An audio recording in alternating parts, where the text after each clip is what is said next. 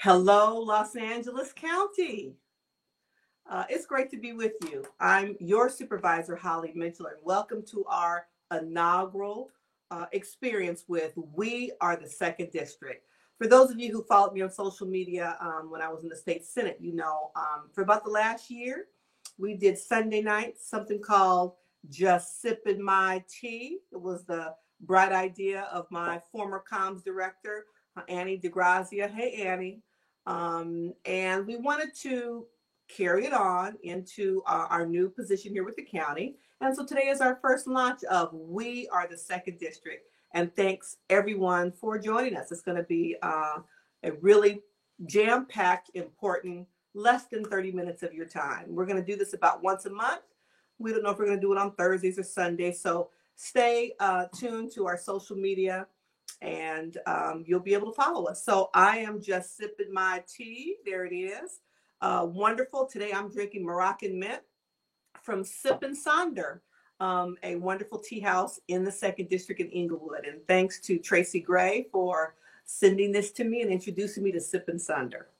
So again, I really wanted to welcome everyone and thank you for joining us really in our virtual town hall. This was a way that we launched at the beginning of the pandemic as a way for me to connect directly to constituents and most importantly for you to connect with me.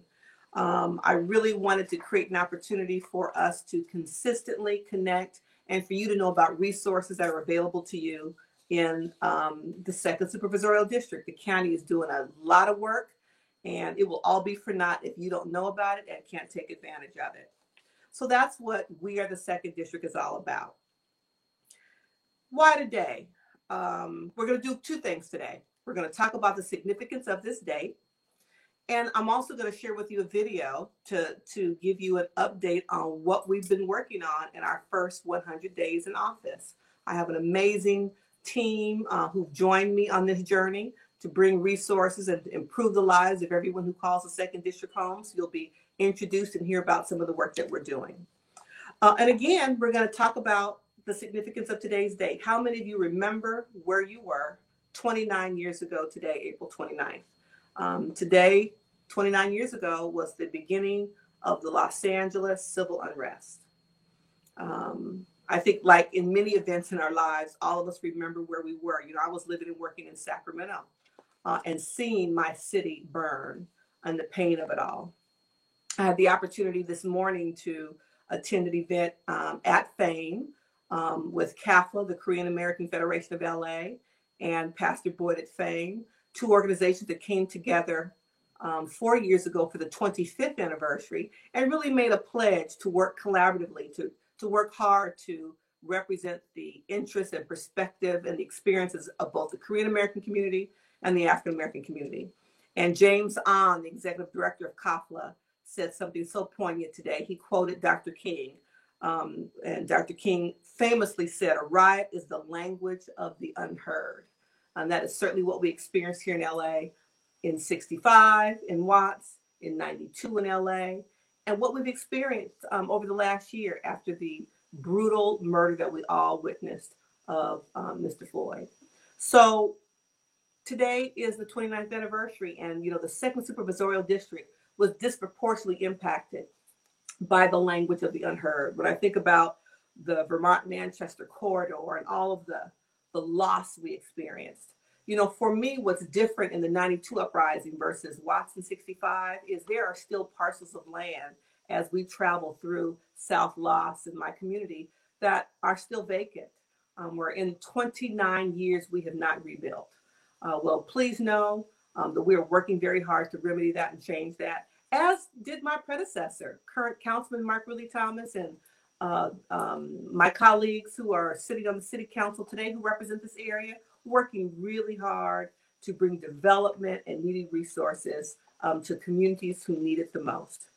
So later on in our session today, our time together today, I'm going to bring forward my very good friend, Dr. Manuel Pastor, who's going to talk a little bit about, from his perspective, he's written several books on the 92 Uprising, and we're going to talk about what's our path forward. Because I think it's important for us to commemorate today and figure out how we improve the lives of every Los Angeles resident on a go-forward basis. Fair enough? Fair enough. It has been a marathon of a 100 days since having the pleasure and honor of being elected to represent the 2 million people who call the 2nd Supervisorial District home. So we thought, what better way to try to encapsulate all that we've gotten done in the last 100 days? So we developed a video. Would like to play it for you. It's pretty short. I hope you enjoy it. Here's our first 100 days in office.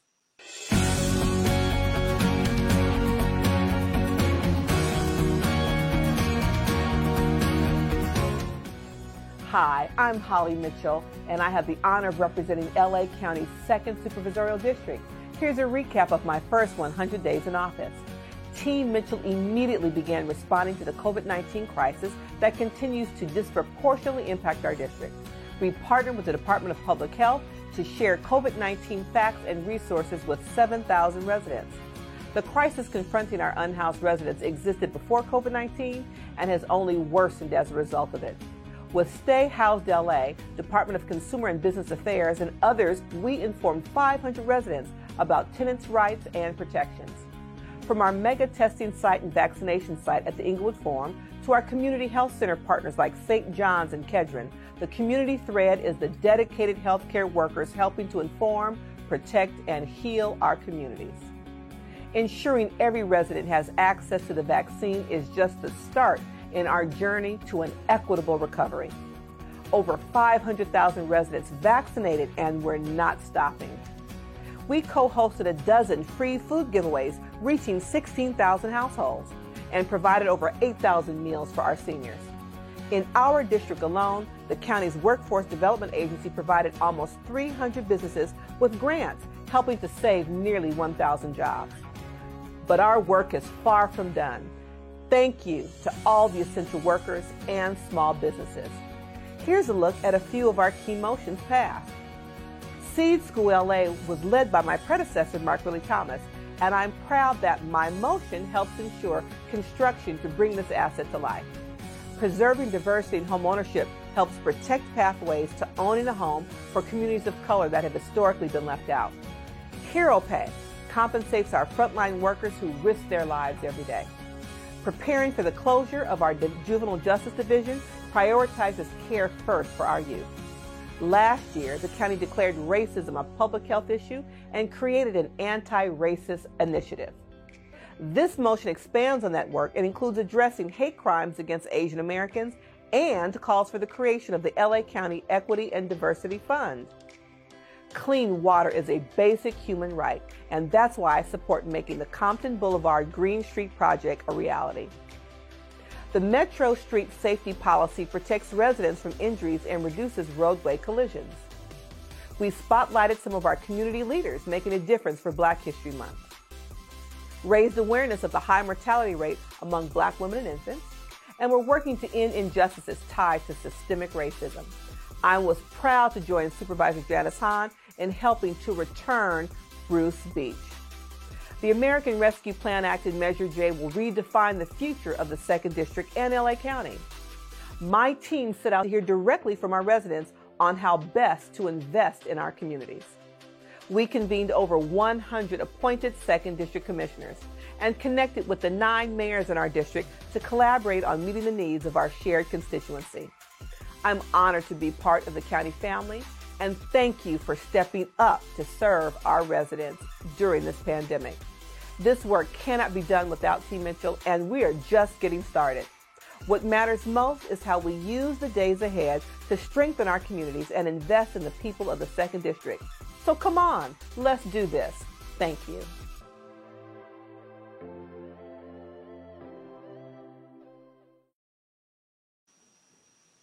Was that amazing?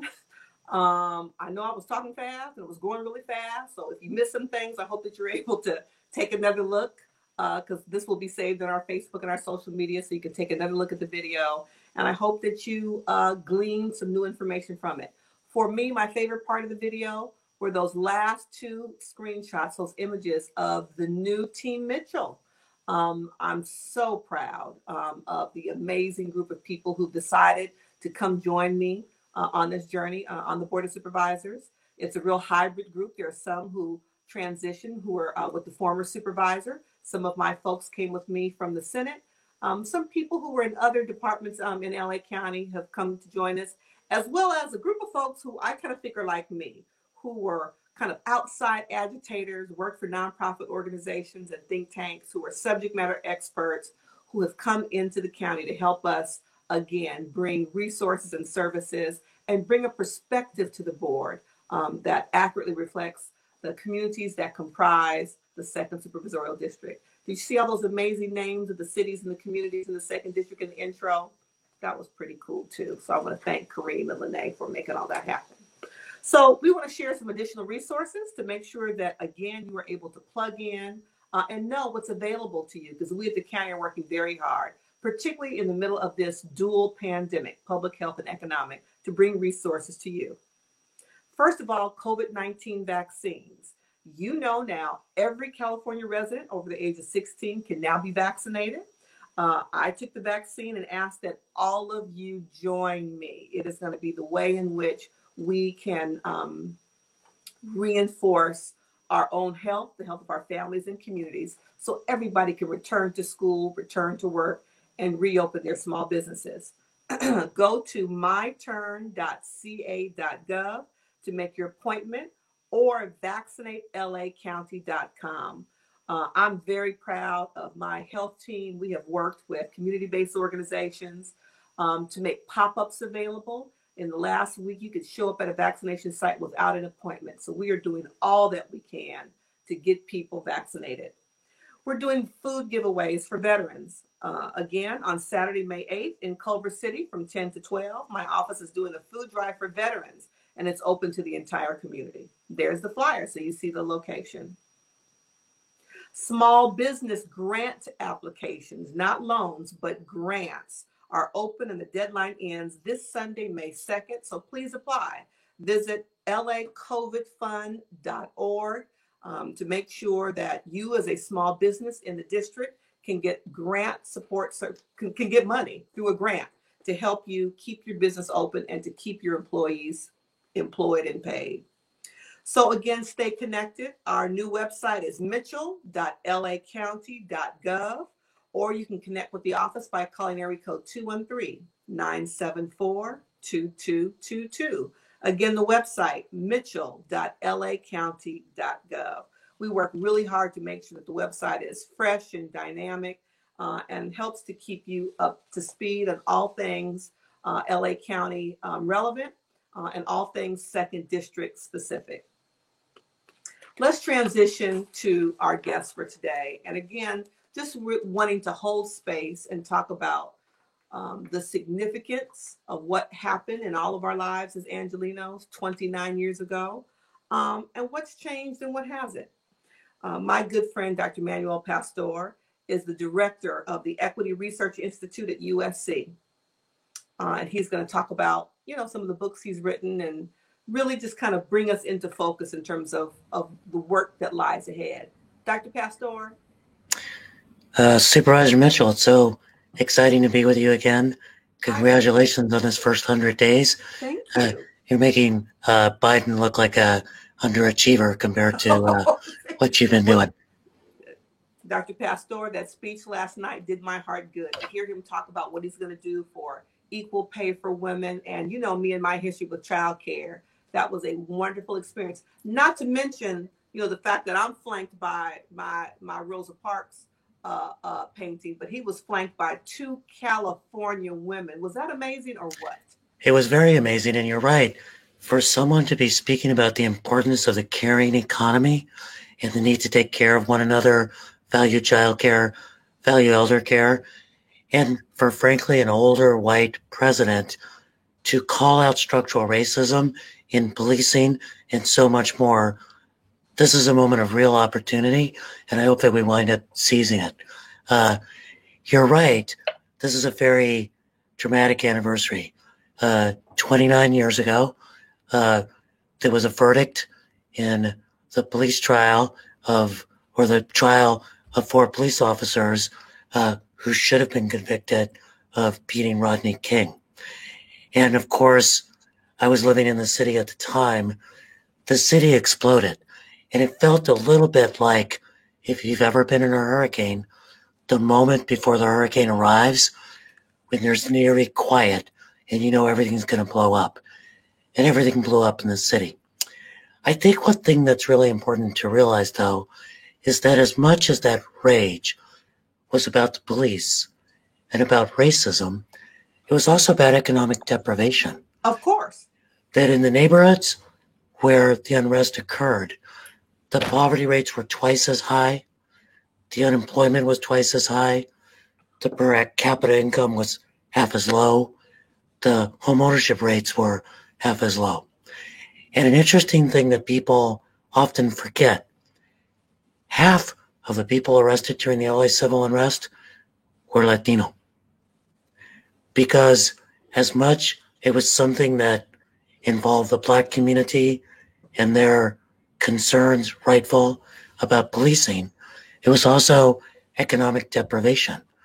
And at that point, too, South LA had become 45% Latino. The reason why I lift this up is because I think it's incredibly important to carry away 3 lessons. First, we need to address structural racism, public safety, bad policing, and center those issues as we move forward. They're as alive today as they were in 1992. Absolutely. Second, we need to realize that we are going to need to continue to build ties between Black and brown communities. To some extent, those were built on the ground with saying, wow, it's time to deal with the economic deprivation by looting the local department store. But one of the things that emerged after the LA civil unrest was a kind of flowering of social movement organizations. You talked about the tea you're sipping. I'm sipping mine today in a cup from Scope. Scope, which was an organization that existed in embryonic form, but it really took off after the LA civil unrest. You could think about Community Coalition, which was operating before, but really took off in its major form after the LA civil unrest. They finally had the chance to get rid of liquor stores and build community power. Community Build was another organization. What's that? Community Build was another organization. Community Build, CHIRLA, Community Coalition for Humane Immigrant Rights in LA. It was something that existed before the civil unrest, but it began to realize all of these immigrants who were underrepresented, even by immigrant rights organizations, and needed to have their voices heard and needed to have alliances built with the Black community. So we need to remember the struggle against structural racism. We need to remember this flowering of social movement organizations and Black-brown organizing. And we need to remember that the economic justice issues are paramount, because people are going to be dissatisfied when they don't have jobs. They're going to be upset when they're barred from employment because of overcriminalization, or because they lack legal status, or simply because it's an economy that's continuing to generate inequality. So those are the things I take away for what we need to do next. Center the struggle against anti-Black racism, build the ties, in particular between Black and brown communities, but more generally, social movement organizations. And third, have a real economic program, because you are pointing just in the last few minutes to the economic deprivation that continues to exist in the second district and the ways in which you need to continue to address it so that people can feel like they're part of something that's actually bigger and better and really means the future. This is why I enjoy spending time with you. I know that you have spent years, particularly this last 29, focusing on the uprising. You've written books. I know that you spend time with students at USC and with all of us in terms of really thinking this through. You've talked a little bit about what next. Help me articulate to folks who are listening, who may not be elected, who may be business owners, who may have been displaced as a result of COVID. What can each and every individual do to affect some of the change you're talking about? I get my marching orders from you and my constituents. I'm clear about what I can and must do as a county supervisor. And hopefully folks saw the beginnings of that in our first 100 days video. But I think it's important for all of us to recognize that individually we play a role. We're talking about the role of bystanders, not, and no, don't be my ally, be my fellow agitator. We're talking about the role of bystanders when you witness systemic racism, whether it's impacting you or someone else, what we must do. So talk about, what everybody's got to do, from your students on the campus to, retirees who may be watching, folks in corporate America. What can each individual do to really kind of help affect the change that we all know is necessary and desire for ourselves in the next generation? Well, I imagine it's my legacy as a lapsed Catholic to think of everything in threes. So 3 things that I think are really central. One is community organizing. I think that what's important about community organizing is not just the policy wins. People think of community organizing as instrumental, like we're going to organize to gain this thing, but it's actually fundamental, because what community organizing does, and you know this from your own work and your own history, is it empowers people to be able to look for the solutions to their own problems and then call on government to do something about it. So my first admonition is that we need to organize and we need to recognize that it's fundamental.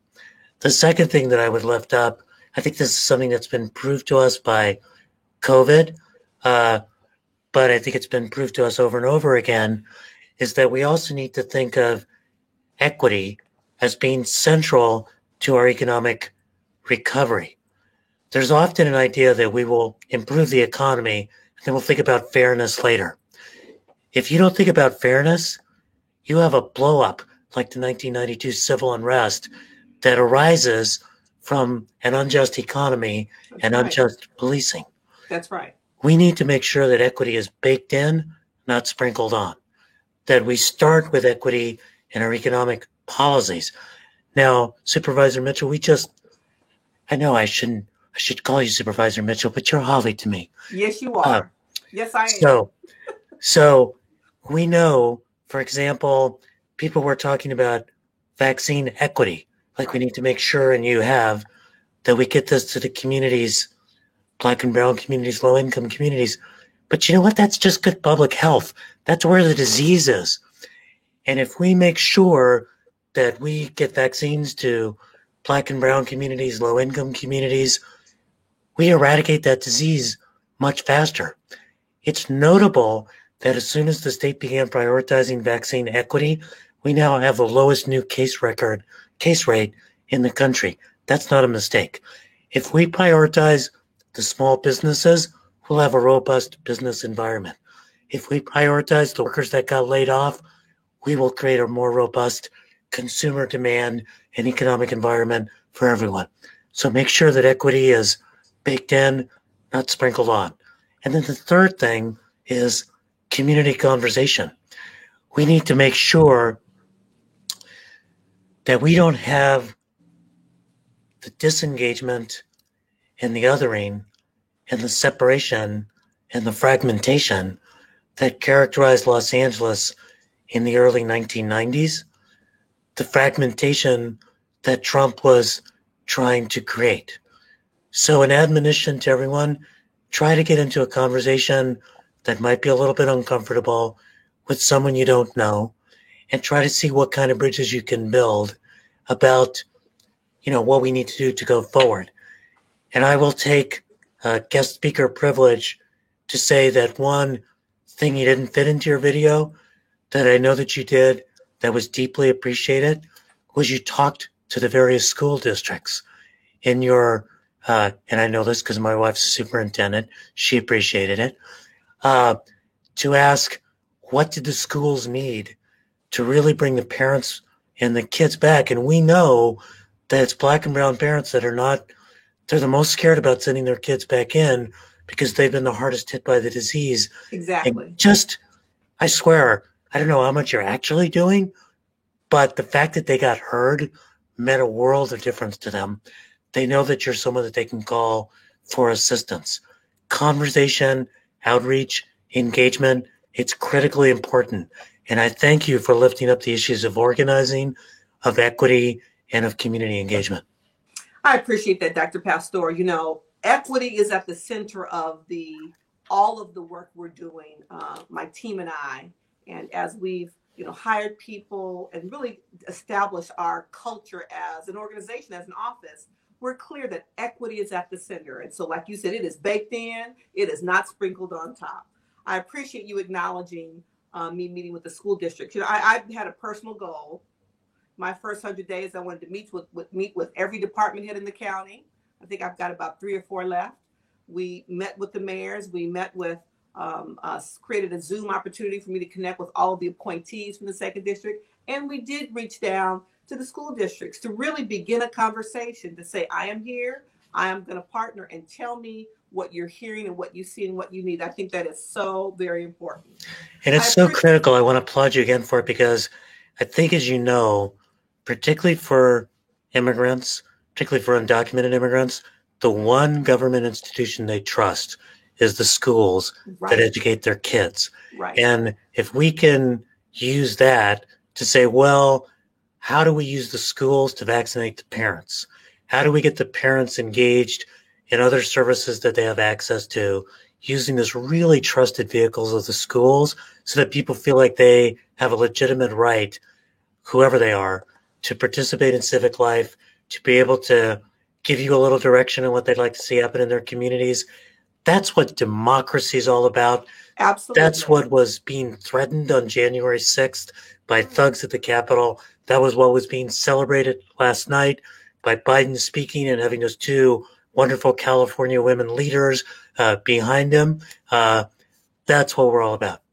I couldn't agree with you more. I just want to lift up, the anti-racist initiative that the very progressive LA County Board of Supervisors created about a year ago.